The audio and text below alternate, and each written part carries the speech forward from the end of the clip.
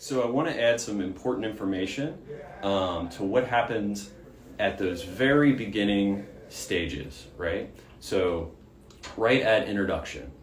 Oftentimes, land managers will find a species, a non-native species in the wild, and there'll be a debate about, well, is this a problem right now?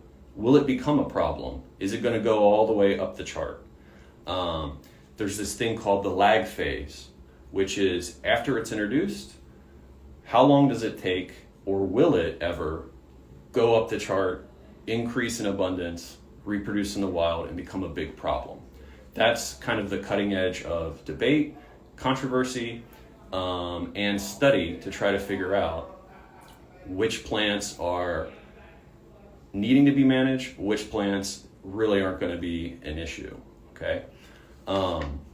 And it breaks down into two big categories, I would say. Depends on, one, what is the plant doing? And the other is, what are people doing with the plant and around the plant? So perfect example is the plant you see behind me. This is Amber cork tree. So we have found this plant in one of our preserves in small numbers. So how do we know if this plant is a problem or not, right? So I asked, what are people doing, right?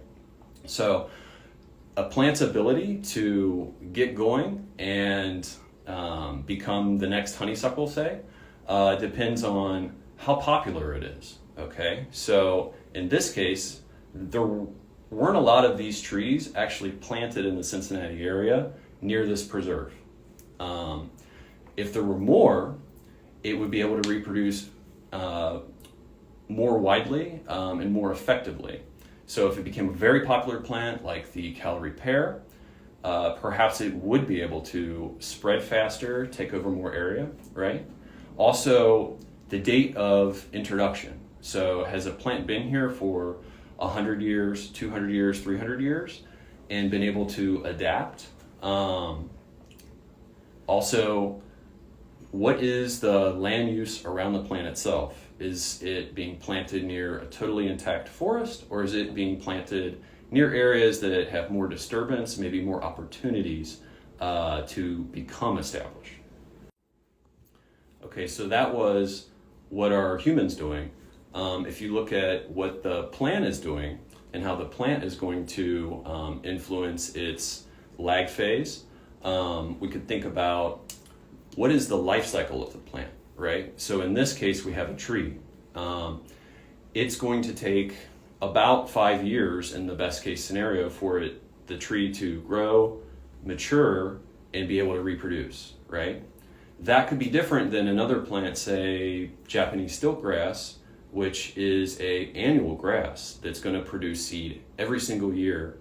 And if it gets introduced, it will be able to reproduce that year, the next year right away, and maybe spread much faster than a plant that has a different life cycle like the Amber cork tree, okay?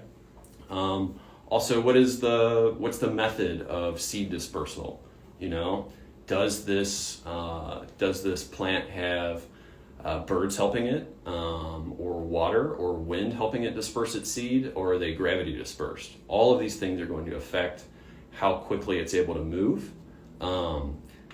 Another important consideration is how many times was the plant introduced, okay? So if you introduce a plant one time, it's a tiny bit of the genetic potential of the plant versus one that's introduced 100 times and maybe has more chance to adapt.